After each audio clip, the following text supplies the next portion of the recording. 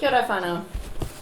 It's so good to see you, and I don't use that word lightly. Can I just do a little room check? It's going to help me orientate this speech a little bit.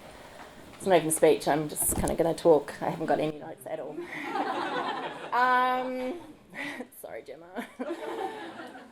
Who's here between the age of, or who's here under 18? Oh, okay, who's here between 18 and 21? 21 to 25? 25 to 30? And over 30, well. Yeah.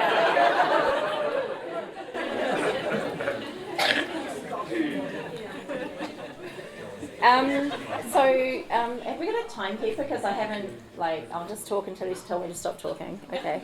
So something just jumped in my head then about the age of the room. I was told recently that if you are over the age of 40 and you don't have a mentor under the age of 18, you will become very irrelevant very quickly. It's not mentor someone, you need a mentor under the age of 18. And I deeply believe that. Because and the reason I did the age check was was only, hi Pam, you're not under 30. Just pointing it out.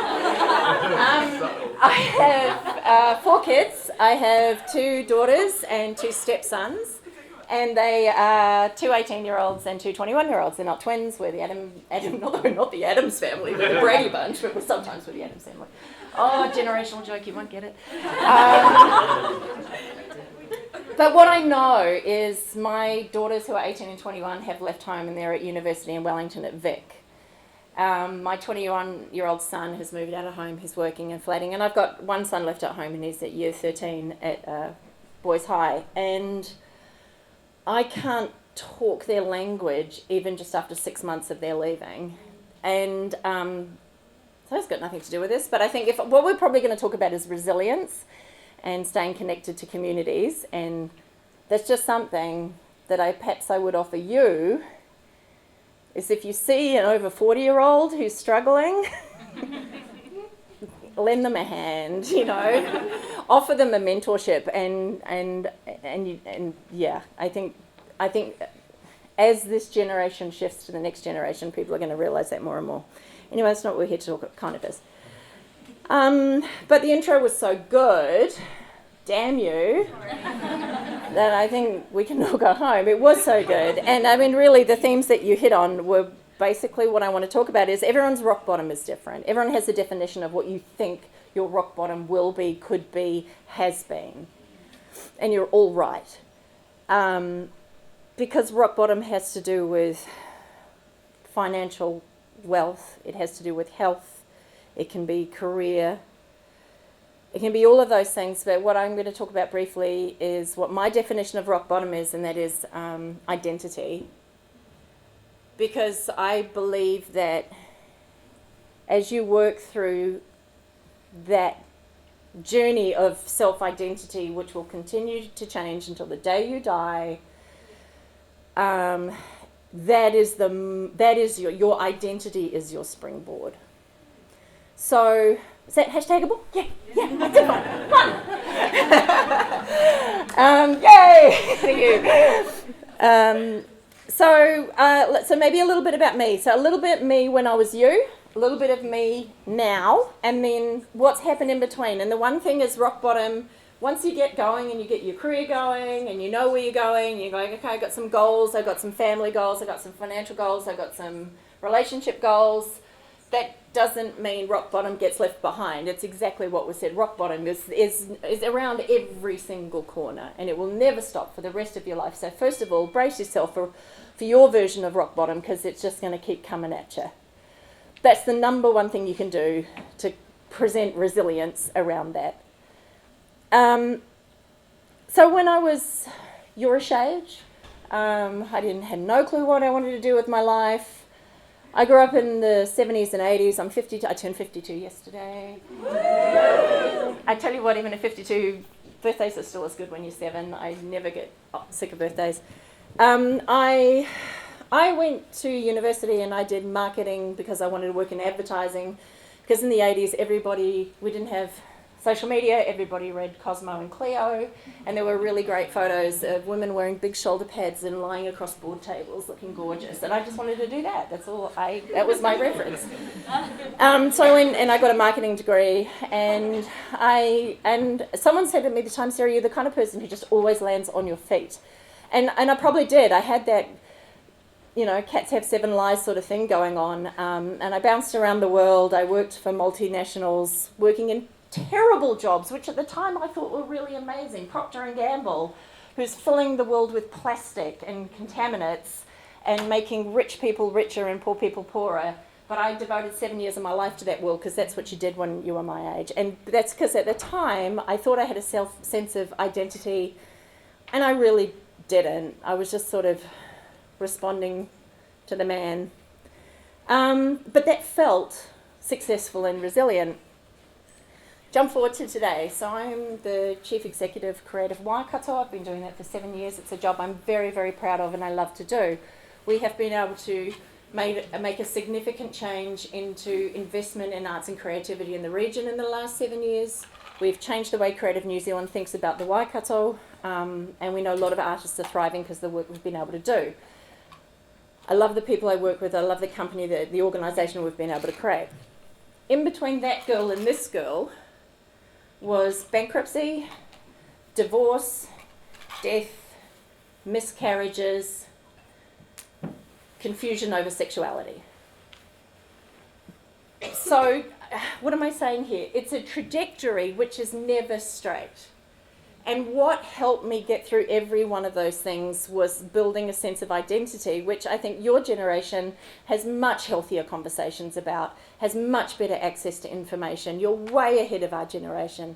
I know you've inherited a whole lot of shit from our generation and the generation behind us, but you have also inherited some really good things, and that's around the way you talk to each other, and it's a way that you support each other and the way that you're transparent and honest and the ability to do that. So I have a middle-class privileged background. None of my lows were catastrophic. And to say that they were would just be stupid, because we know what rock bottom looks like. My best friend right now has a son who is 18 years old. He is addicted to pee. He steals from her. He harms himself. He's multiple suicide attempts. And we were sitting around, as close as family as you can get, having a conversation the other day, and the stepdad, said, look, all that has to happen now is he has to hit rock bottom. There's nowhere else to go. He has to hit rock bottom to be able to come back up.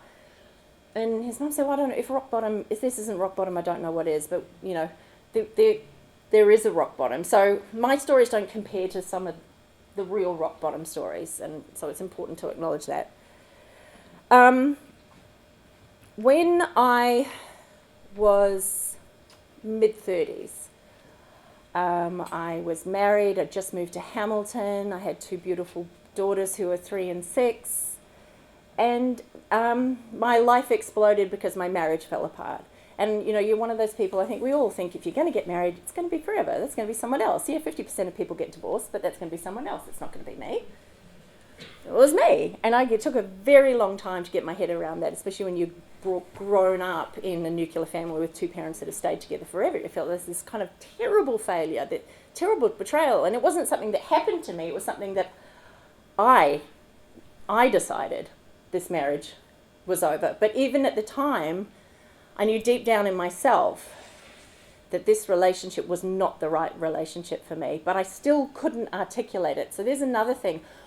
Always listen to your gut. And people talk about gut. Gut is real, and the older you get, the better your gut decisions are, because you must have heard, you must know that there is a physiological connection between your stomach and your brain. And you get feelings because your brain is sending you messages. And the definition of gut feeling is that It's responding to subconscious knowledge that you have accumulated through your life. Every day you consume information and you learn things every day without even realizing it, and you're storing it. Every time you have to make a split decision, you're using that information which you're accumulating. So the older you get, the better that reference set gets. So you've got a good reference set now, but it's going to get better. So the older you get, trust that. When you feel a strong emotion, listen to it. It's telling you something. And sometimes it's always not immediately. Happened to me 2 days ago. I was in a conference and someone was speaking and I wanted to start crying and I needed to get up and walk out of the room. Well, I managed to not offend anyone and sit there, but then I walked out, but it took me probably half a day to go, oh shit, that's what it was. Sorry, I'm all over the place. But yeah, gut is a really, really important thing. So I'm coming back to this. So my gut told me that I had to get out of this marriage. I got out of the marriage, but in the process, all of my structures and my references and my fantasies for the future and everything just went, and I didn't know. I didn't have a job. I didn't have a husband. I'm suddenly a single mother of these 2 little kids. And it wasn't because I was broke. It wasn't because I was single. Those were not the definition of my rock bottom. My definition was I didn't know who I was. I lost sight of the strength in me.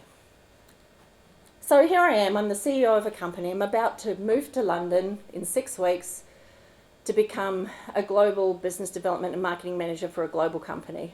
So I'm a competent, strong, intelligent person. But that hasn't changed since I was 18, probably since I was 12, I don't know. You're still the same person. The voice in here, by the way, doesn't change, 52, still the same voice. Where am I going? Right, I was a competent, intelligent person, but I completely lost sight of that competent, intelligent person. She's still in there. So I had to get a job to pay the mortgage on this new house, which I now owned by myself.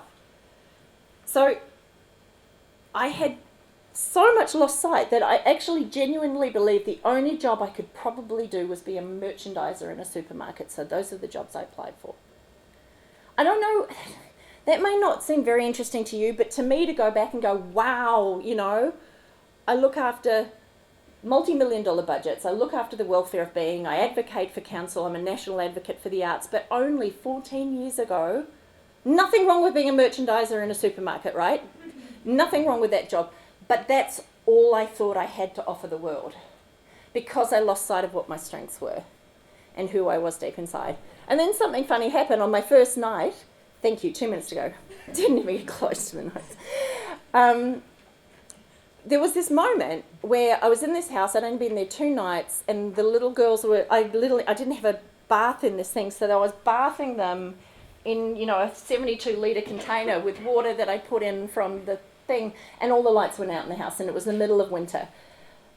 And I had no idea what a fuse box was. So, and this was before mobile phones had flashlights on them, So I had to go and find a candle, and I had to find a fuse box, and I had to work it out, and I turned the lights on.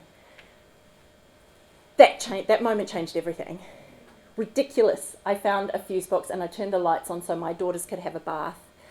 And then I went, oh, you're fine. Sarah, you're fine. You know how to work a fuse box. And then I went on. And then my next job was, I went and applied for jobs that I knew I was capable. And, God, I feel like these guys will make more sense. Yeah, I feel like there's a really good point in there somewhere. So yeah, okay, I know what it is. Okay. There's a thing, I want you to look this up. Gallup Strengths Finder. Do you know it? Have you heard about it? Yeah? It's amazing. Because I'm old and I've worked for a lot of companies. I've done a lot of psychometric testing, and you do all the ELPG and whatever. Gallup's Strength Finder is the best one, and I've used it for myself. I've used it for my team. I recruit on this basis. What it will tell you, it's an online test. You fill it out. It takes about half an hour. It's very, very robust. I promise you. It rates 32 strengths.